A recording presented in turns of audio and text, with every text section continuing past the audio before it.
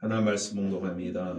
마태복음 10장 38절 한 절 말씀을 봉독해 드립니다. 또 자기 십자가를 지고 나를 따르지 않는 자도 내게 합당하지 아니하니라. 아멘. 오늘 나눌 하나님의 말씀, 자기 십자가라는 말씀을 가지고 오늘 나눕니다. 오늘은 종료주일이요 고난주간의 시작이 되어집니다.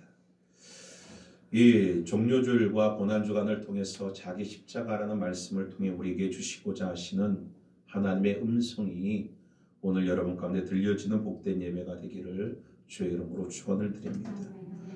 오늘 본문을 보면 예수 그리스도께서 예루살렘을 향하여 가고 있는 중이며 이 예수님 뒤에는 수많은 무리들이 따르게 되어지는 모습을 보게 되어집니다.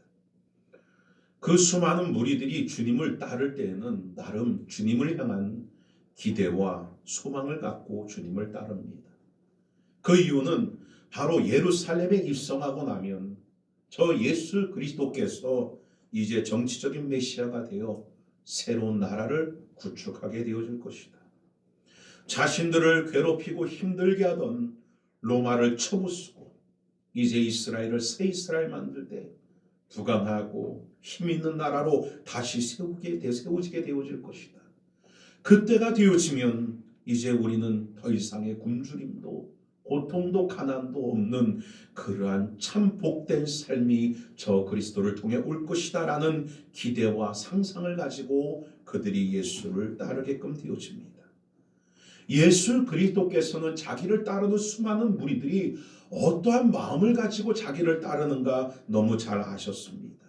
그래서 자기를 따르는 것이 부유와 지위 그리고 평탄을 보장받는 것이 아님을 설명할 필요를 느끼셨나 봅니다. 그래서 자신을 따르는 무리들과 제자들을 향하여서 주님은 자신을 따르는 삶에 대하여 이야기를 합니다. 그 말씀이 바로 27절 가운데 기록되어져 있는데 내가 너에게 어두운 데 이르는 것을 광명한 데서 말하며 너에게 귓속말로 듣는 것을 집 위에서 전파하노라 라고 말씀합니다. 그러면서 말씀하시되 오늘 38절 가운데 자기 십자가를 지고 나를 따르지 않는 자도 내게 합당치 아니하다라고 주님께서 말씀하시는 모습을 그 가운데 보게 되어집니다. 당시에 무리들은 십자가를 진다라는 것은 과연 어떠한 의미인가 너무나 정확하게 잘 알고 있었습니다. 로마의 압제 아래 살면서 십자가를 지는 사람들을 많이 봤기 때문입니다. 로마인들이 중범죄를 저지른 사람들을 그 가운데 처형하게 되어지게 그 처형할 장소로 나아가는 데 있어서 그 죄인으로 하여금 자기가 달릴 십자가를 짊어지게 하고 처형의 장소까지 끌고 갑니다. 그리고 그 처형의 장소까지 끌고 가서 자기가 짊어지고 온 그 십자가로 결국 그들을 못 박아 죽이는 처형이 바로 이 십자가의 처형이었다라는 겁니다. 이렇게 하는 이유는 로마에 대한 복종 그리고 복종해야만 내가 산다라는 경고를 보여주기 위하여 더 잔악하고 무도하게 행한 처형이 십자가의 처형이었다라는 겁니다. 그래서 당시에 그 모든 십자가는 종교적인 의미보다는 형벌과 저주와 죽음을 의미하는 의미로 사용되었던 것이 십자가라는 겁니다. 십자가는 고통의 상징입니다. 그런데 우리가 오늘 본문을 통해서 돌아봐야 될 것은 주님께서 이런 말씀을 합니다. 자신의 십자가, 주님의 십자가를 지고 쫓으라 하지 아니하고 우리 자기 자신의 십자가를 지고 나를 따르라 라고 말씀하고 있다라는 겁니다. 주님을 따르는 자는 바로 나에게 주어진 십자가를 져야 된다라는 겁니다.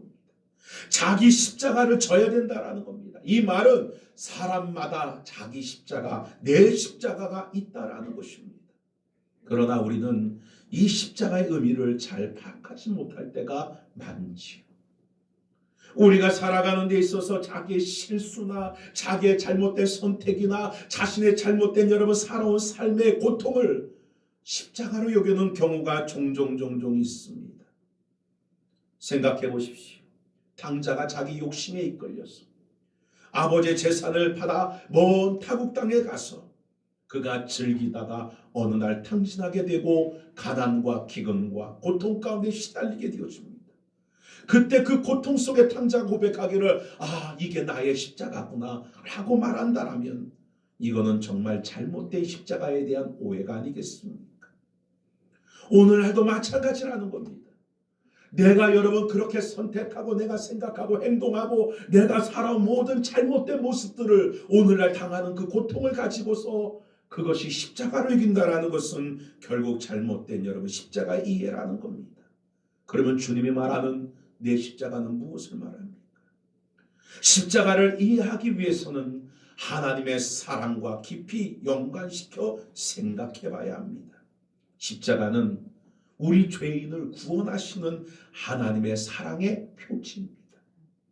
우리를 얼마나 사랑하셨는지, 우리를 얼마나 아끼셨는지 그 하나님의 사랑의 위대함을 보여주는 표지라는 겁니다. 십자가만큼 하나님의 사랑을 잘 보여주는 그러한 사건은 없다라는 겁니다. 그러나 중요한 것이 있습니다. 이렇게 하나님의 사랑이 얼마나 크고 넓고 깊은지 오늘 그것을 보여주는 것이 십자가인데 그 십자가의 그 사랑은 맹목적인 사랑이 아닙니다. 그 사랑은 분명한 목표와 목적을 가진 사랑이라는 것입니다. 우리가 잘 알다시피 부모가 자녀를 사랑합니다. 자녀를 사랑하는 데 있어서 때로는 그 잘못된 부모의 사랑이 자식을 망치는 경우가 많이 있습니다.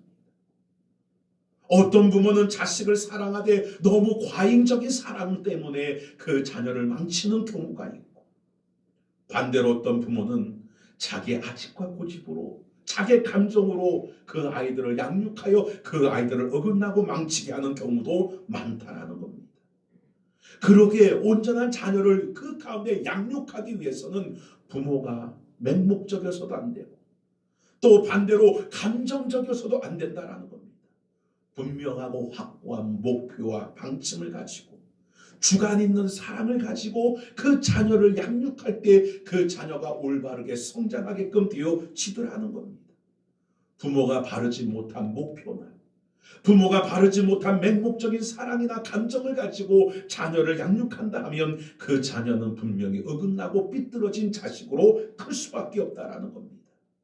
하나님이 우리를 사랑하실 때 맹목적으로 목표 없이 사랑하신 것이 아닙니다.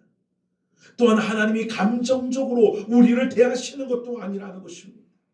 하나님이 우리를 사랑하시는 것은 너무나 분명한 확고한 목표 지향적인 그러한 사랑이었다라는 겁니다. 십자가를 생각할 때에 우리는 뭘 깨달아야 되느냐? 하나님의 분명한 목적과 하나님의 분명한 목표의 사랑임을 깨달아서 오늘 그 십자가의 사랑을 통하여 하나님의 목적과 목표를 발견할 수 있는 은혜가 그 사랑을 받을 때마다 받은 자인 우리가 그것을 깨닫는 은혜가 있어야 될 줄 믿습니다. 그래서 하나님의 사랑을 많이 받은 사람 그리고 그 사랑을 느끼는 사람일수록 하나님을 향한 계획과 그 뜻들을 깨달아가기 시작합니다. 이것을 다른 말로 풀이하면 그것을 가리켜 목표요 비전이요 사명이다라고 말합니다. 사명과 비전이 분명한 사람은 생명력이 있습니다. 활동력이 있습니다. 힘이 있습니다. 그러나 분명한 목표와 그러한 사명과 비전이 없는 자에게는 생명력도 활동력도 힘도 없다라는 겁니다. 그렇기 때문에 하나님의 사랑을 말하면서도 하나님께서 나 자신을 향한 인생의 분명한 계획과 목표와 미션을 모른다라면 우리가 하나님을 사랑하는 그 사랑 또한 감정적인 사랑일 뿐이라는 것입니다. 이것은 아주 유아적인 여러분 신앙에 불과하다라는 겁니다. 이런 사람들의 특징이 뭡니까? 하나님의 사랑을 빙자해서 언제나 자신의 삶 속의 게으름과 나태함과 자신의 여러분 그 방종과 그 실패함을 합리화시키고 있는 자들이라는 겁니다. 하나님의 사랑을 말하고 있지만 그 삶 속에는 하나님의 뜻을 이루고자 하는 모습도 하나님이 나를 향한 하나님의 그 계획을 이루고자 하는 열망도 전혀 찾아볼 수 없는 자로 나타날 수밖에 없다라는 것입니다. 입버릇처럼 하나님을 사랑한다라고 말은 하지만 실제적인 삶에는 하나님께서 우리에게 허락하신 그러한 분명한 비전도 없이 목적도 없이 부르심의 소망도 없이 그저 하루하루를 살아가는 존재일 뿐이라는 겁니다. 그들이 여러분 바라는 것들은, 그들이 말하는 것들은 언제나 하나님에 대한 사랑은 자기 중심적인 것입니다. 나 또한 하나님을 향한 그 모든 일 속에 오늘 주일 하루 예배를 드렸다라는 것으로 스스로 위안을 삼고 스스로 나의 할 도리를 다했다라고 착각하며 스스로 이런 나를 하나님이 사랑한다라고 망각하고 있다라는 것입니다. 이런 사랑은 왜곡되고 편협적이고 여러분 잘못된 여러분 생각이라는 것입니다. 그러나 하나님의 진짜 사랑을 경험한 사람, 그 사람은 전혀 다릅니다. 삶 속에서 여러분 치열한 영적 전쟁을 벌이며 살아갑니다. 왜 그렇습니까? 하나님의 사랑을 체험하고 경험하고 받는 자들에게는 하나님이 내게 부어주신 미션과 사명과 소명이 있음을 알기 때문입니다. 그래서 하나님이 나를 향한 그 분명한 사명과 소명을 알기 때문에 오늘 나는 가만히 있을 수 없습니다. 그래서 영적 전쟁을 벌이는 겁니다. 하나님의 뜻을 이루지 못하게 하는, 하나님의 계획대로 살지 못하게 하는 것들과 영적인 전쟁 다툼을 벌린다라는 것입니다. 이것이야말로 참된 신앙이요 살아있는 신앙이라는 겁니다. 오늘 여러분 가운데는 영적 싸움이 벌어지고 있습니까? 하나님이 내게 부여해 주신 사명과 오늘 하나님이 내게 허락하신 분명한 목적들을 여러분이 깨달아가며 느끼고 있습니까? 그리고 그 느껴지는 것들을 이루어가기 위하여 하나님 앞에 기도하고 나의 힘없음을 간구하며 주의 도움을 얻어 그것을 이루어가고자 영적 싸움을 벌이고 있냐는 것입니다. 오늘날 여러분 우리들의 신앙의 모습 속에 과연 이러한 영적 싸움의 마음이 없다라면 우리는 이미 여러분 타락해가고 있는 것이요, 하나님의 그 생명과 멀어져가고 있다라는 사실을 깨달아가는 여러분들이 되어야 될 줄 믿습니다. 정말 치열하게 살아가는 삶 속에서, 치열하게 생활하는 이 생활 속에서 과연 하나님의 사랑을 얼마나 느끼고 있습니까? 이 고난 주간을 통하여 과연 그 사랑이 얼마나 크고 얼마나 깊은가를 얼마나 깨달아가고 있습니까? 그것을 깨달을수록 사명은 커질 겁니다. 그것이 느껴질수록 소명은 점점 내 마음을 뜨겁게 할 것입니다. 오늘 내 마음이 식었는지, 오늘 내 마음 가운데 주를 향한 마음들이 있는지 이 자리를 통해 나 자신을 살펴보는 은혜가 임하여 주기를 원합니다. 가슴 속에 뜨거운 사명이 있는 사람과 없는 사람의 차이가 무엇입니까? 바로 생활의 목표와 방향성이 분명한 사람과 생활의 방향성과 목표가 없는 사람과의 차이라 말할 수 있습니다. 이 땅의 삶을 살아가면서도 분명한 목적의식과 목표의식을 갖고 가는 사람들의 삶을 보면 그들에게는 열정과 뭔가 여러분 자기 도전적이고 열심을 보게끔 되어집니다. 그러나 그렇지 않은 삶 속에는 전혀 달라지는 거죠.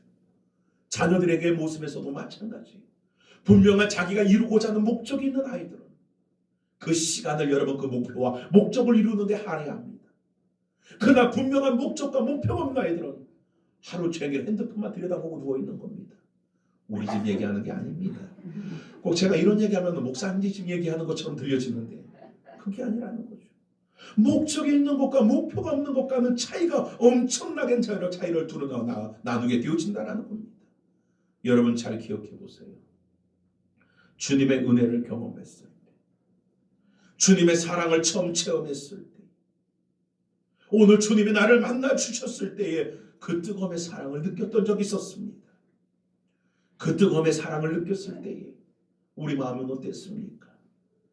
성령 안에서 우리의 마음조차도 이제는 내가 주를 위해 살고 싶고 주의 일을 하고 싶고 주를 위하여 주를 기쁘게 하고 싶은 마음들이 있었다라는 겁니다.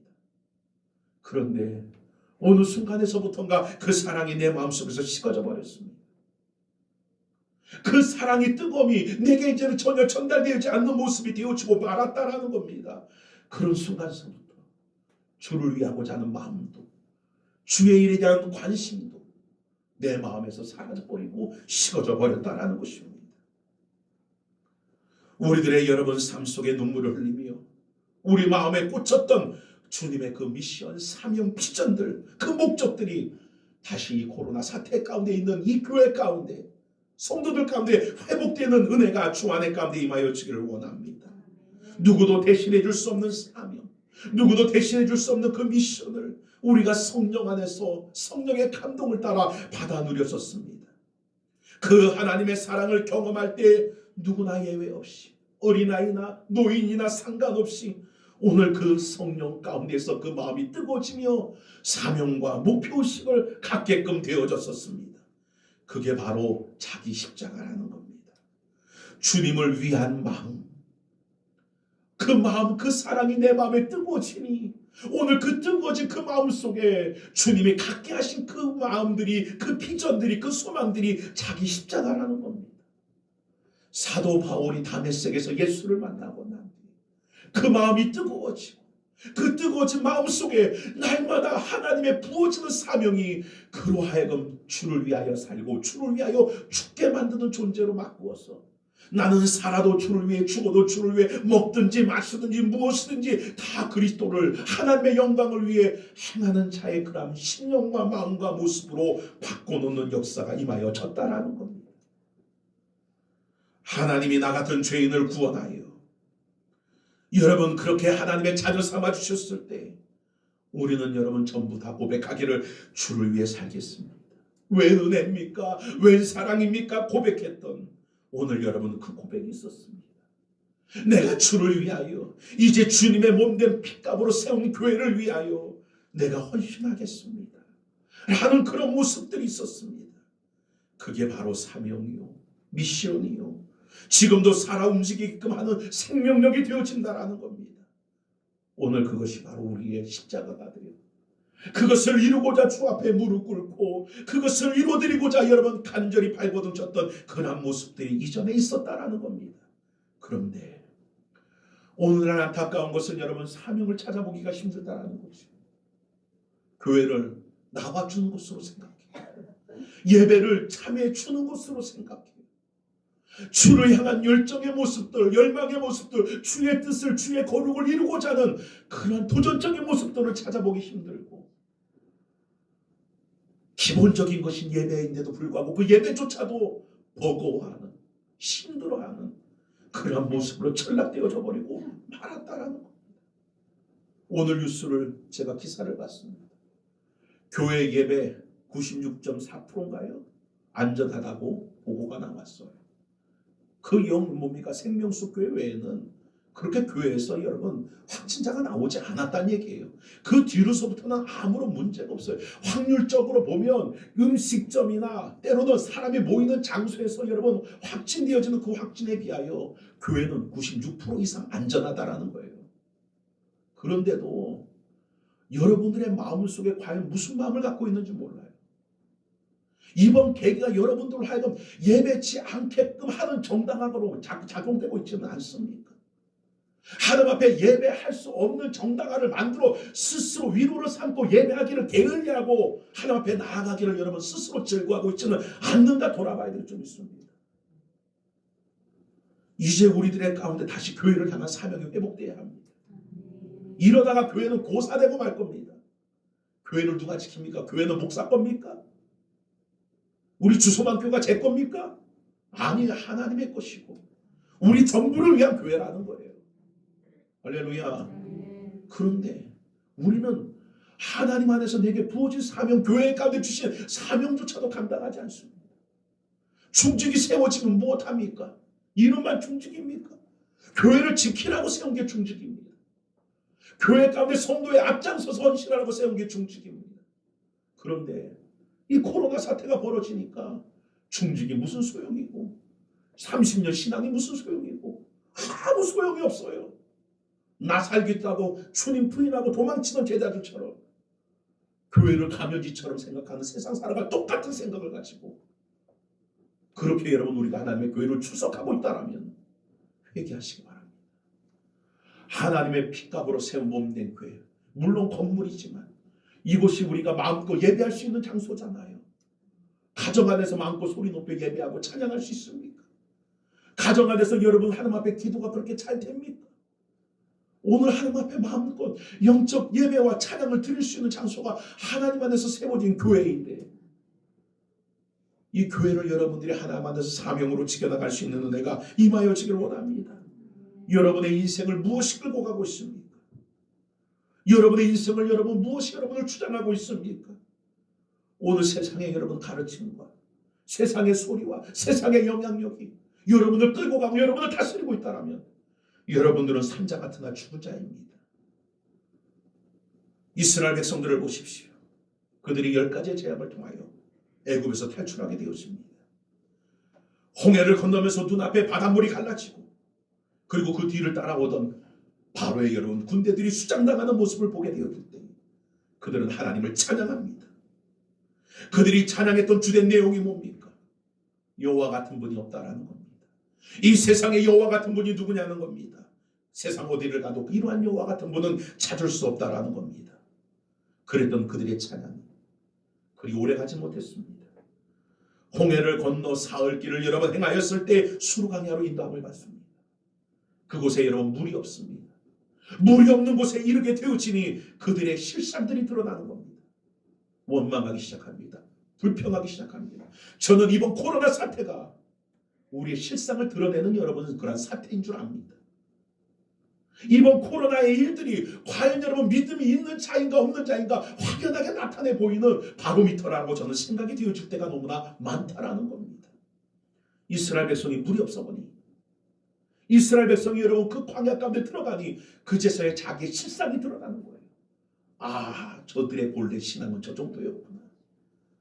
저들 가운데 물이 있을 때는 기적이 있을 때는 축복이 있을 때는 평안이 있을 때는 여호와 같은 분이 없도다 라고 찬양하던 그들이 고난이 오고 물이 없고 어려움이 오니까 찬양이 사라지고 감사가 사라지고 여호와를 향한 신뢰가 사라지고 오늘날로 말하면 코로나가 터지니까 예배가 사라지고 기도가 사라지고 찬양이 사라지고 하나님 앞에 나아감이 사라지는 그런 모습처럼 여러분 나타나버리고 말았다라는 것입니다.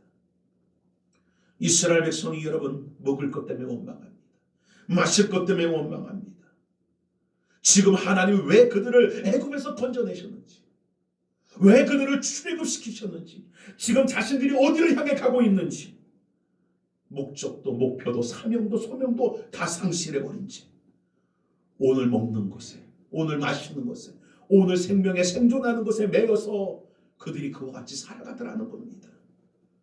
출애굽기 19장 5절서부터 6절을 보면 세계가 다 내게 속하였나니 너희가 내 말을 잘 듣고 내 언약을 지키면 너희는 열국 중에서 내 소유가 되겠고 너희가 내게 대하여 제사장 나라가 되며 거룩한 백성이 되리라. 너는 이 말을 이스라엘 자손에게 고할지어다. 하나님께서는 분명히 이스라엘 백성들을 애굽에서 구원하여 주신 목적을 말합니다. 사명과 비전을 말씀해 주십니다. 그런데 그들은 사명과 비전을 다 잃어버린 상태 속에서 느끼지 못한 상태 속에서 결국 광야의 송장이 되어져 버리고 말았다라는 겁니다. 오늘 우리 주소망교회가 세상 속에 송장교회가 되지 않기를 원합니다. 이 세상이라는 광야 속에 우리 성도들이 송장되지 않기를 원합니다. 가나안에 이르는 교회가 되어지기를 원합니다. 가나안에 이르는 여러분 성도가 되기를 원합니다. 하나님의 목적하신 바에 목표하신 바에 이르는 교회가 되어지기를 원합니다. 십자가는 하나님의 사랑을 경험할 때 우리에게 알게 하시고 우리에게 느끼게 하신 하나님의 뜻을 향한 하나님의 거룩한 일들을 향한 바로 그 사명 부어주신 그 사명을 인하여 그 길을 가게끔 하는 것이 바로 우리에게 주신 십자가라는 것입니다. 오늘 우리에게 물어보십시오. 나 자신에게 물어보십시오. 나에게 과연 이런 십자가가 있는가?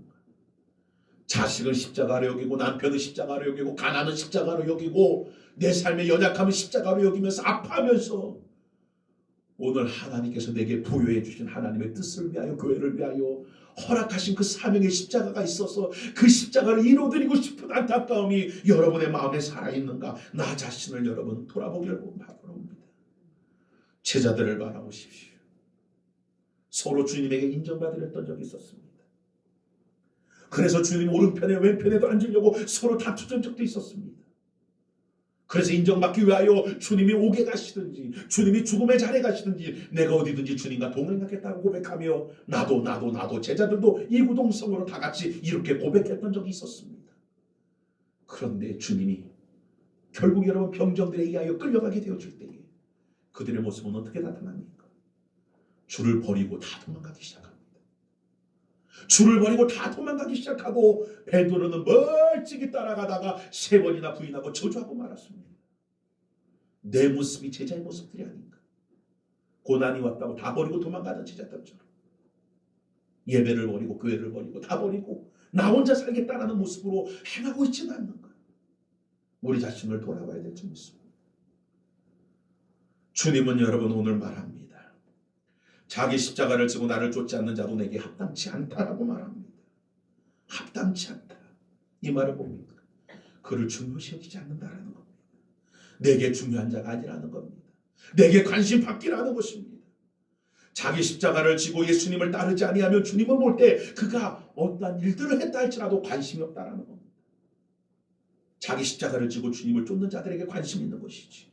자기 십자가를 지지 않고 건물을 세우거나 많은 사람을 구제하거나 돕거나 그런 선행의 일들을 많이 했다 할지라도 주님의 관심 받기라는 것입니다. 이 말은 무가치하게 여긴다라는 것입니다. 우리는 많은 일을 하려 하지 마십시오. 주를 향하여 뭔가 대단한 업적을 세우려고 하지도 마십시오. 중요한 것은 내 마음속에 주님의 그 사랑, 하나님의 사랑이 살아 역사하여서 그 사랑이 날마다 나를 감고 나시는 속에 내게 허락하여 주시는 그 삶 속에 주의 뜻을 위한 하나님의 영광을 위한 그러한 소명과 사명들이 있길 원합니다.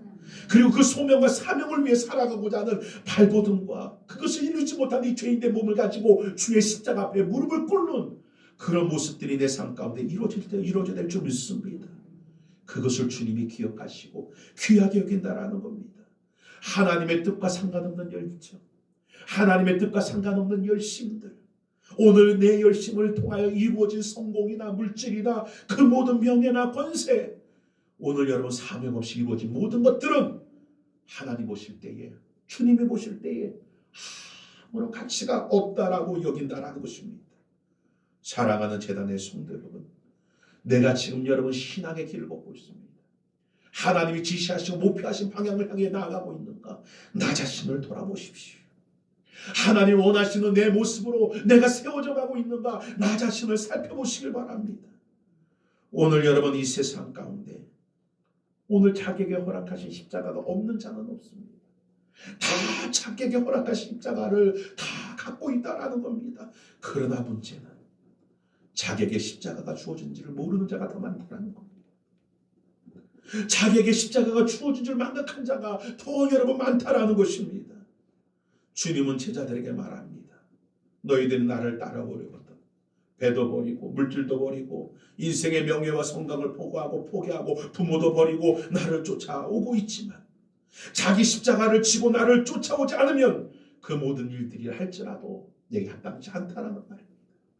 내가 교회 안에서 장로의, 권사의, 집사의, 때론 여러 가지 봉사의, 헌신의, 수고의 그런 일들을 할지라도 주를 위해 했다 할지만 자기 십자가라는 분명한 사명 없이 했다라면, 오늘 하나님이 보여주신 분명한 목적 없이 했다라면 주님은 말합니다.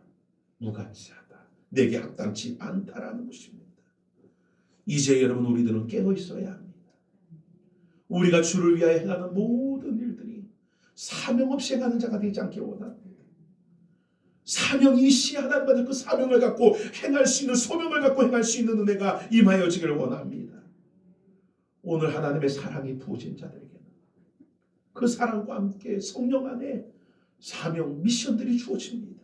그래서 성경에 여러분 많은 선조들을 보면 그 부름받은 그들에게 기도의 제목이 있었습니다. 한 맺힌 기도의 제목이 있었습니다. 그것은 다른 것이 아니라 하나님이 내게 부여해 주신 사명을 이루어드리고자 하는 그러한 열망과 열정의 기도였다라는 겁니다. 모세가 가슴 맺힌 기도를 드립니다. 그 기도가 바로 뭡니까? 하나님, 이 족속으로 주의 백성 삼아 주소서. 이게 모세의 기도입니다. 여호수아 갈렙이 가나안 정복의 역사를 이루어가며 오늘 여러분 가슴 불타오르게 기도했던 것이 바로 무엇입니까? 갈렙이 불타오르게 외쳤던 기도의 제목이 무엇입니까? 편안하게 살 수도 있었습니다. 산지를 여러분 그 가운데 제공받되 자기가 1등 공신이기에 얼마나 좋은 위치든지 얼마나 좋은 자리든지 제공받을 수 있는 그런 권한이 있음에도 불구하고 모든 것들을 다 양보해버리고 아직 지배되지 않는, 아직 정복되지 않은 그 가나안 땅을 바라보며 이 산지를 내게 주소서라고 기도합니다. 다른 족속들은 더 좋은 땅, 더 평안한 땅, 더 기름진 땅을 가지려 하는데 갈렙은 나이가 많이 들었음에도 불구하고 아직도 정복되지 않은 땅을 달라는 겁니다. 왜요? 하나님이 정복하라 했는데 아직 정복되지 않은 그러한 여러분 모습 속에서 땅을 나눠가는 그 모습이 갈렙은 너무 마음이 아프다는 겁니다. 그에게는 땅이 관심이 아닙니다. 하나님의 목표와 하나님의 목적과 사명이 여러분 그의 관심이었다라는 겁니다. 그래서 그는 기도합니다. 이 산지를 내게 주소서. 바울은 로마 감옥에 갇혀서 기도합니다. 자기 노년의 인생 가운데 이렇게 하나님 처참하게 죽으면 되겠습니까? 라고 기도한 것이 아니라 오늘 이방인들로 하여금 주의 나라 삼게 해달라고 그것을 위해 기도했다라는 것입니다. 요한은 말년에 반보섬에 갇혀서 하나님 앞에 부르짖어 기도한 것이 있습니다. 무엇을 기도합니까? 마라나타 주 예수여 어서 오시옵소서. 스데반도 예수님도 돌에 맞아 죽고 십자가에 달려 죽으실 때 기도했던 기도에 처절한 내용이 있습니다. 아버지여 저들을 용서하여 주옵소서. 저들이 저들의 죄를 알지 못하나이다. 이런 처절함의 기도, 사명의 기도, 소명의 기도를 분명한 목표를 알고 기도했다는 겁니다. 오늘 이 한 자리에 있는 여러분에게 묻습니다. 교회를 왜 다니십니까? 왜 하나님의 성전에 나와 있습니까? 왜 예배합니까? 왜 기도합니까? 왜 찬양합니까? 왜 예수 사람이라고 여러분 그렇게 여러분 스스로 여기며 살아갑니까? 내 마음대로 하면서, 내 뜻대로 하면서, 내 고집대로 하면서 그러면서 여러분 주님을 따른다라고 말합니까? 이제 우리가 가장 중요한 건 다른 것이 아닙니다. 무엇을 하라고가 아니에요. 가장 중요한 건 오늘 하나님이 우리 가운데 보여주신 그 사랑, 십자가의 그 사랑이 지식이 아닌 내 마음속에 와닿길 원합니다. 그 십자가의 보혈의 피가 뜨겁게 느껴지는 은혜가 내게 다시 여러분 체험되어지길 원합니다. 그 사랑 속에 사명이 회복되어 그 사랑 속에 소명이 회복되어 주의 길을 걸어갈 수 있는 주님을 기쁘게 할 수 있는 하나님의 교회가 되어지고 하나님의 성도가 되길 원합니다. 이 마지막 때가 점점 되어져서 믿는 자를 보겠느냐 하셨던 주님의 말씀이 점점 마음에 와닿습니다. 이 코로나 사태를 인하여 두려움에 가득 차서 하나님께 나아가고자 하는 그 마음조차도 두려움으로 단절되어 버린 이 세상 속에 무엇을 두려워합니까? 그 두려움으로 여러분의 건강을 지켜 앞으로 100년 더 사실 거지, 앞으로 1000년 더 사실 거지. 오늘 피었다 오늘이라도 지워버릴 수밖에 없는 꽃과 같은 인생이 우리라는 사실을 깨달아서 무엇을 먹을까 입을까 마실까 자기 생존을 위하여 근심하며 예수 믿고 살아가는 자가 아니라 나에게 부어진 나의 십자가인 그 나라와 그 의와 그 뜻을 구할 수 있는 그런 하나님의 교회로 우리 성도들로 세워져가는 복된 은혜가 주 안에 가득 임하여 지기를 원합니다. 기도합니다. 사랑의 아버지 하나님.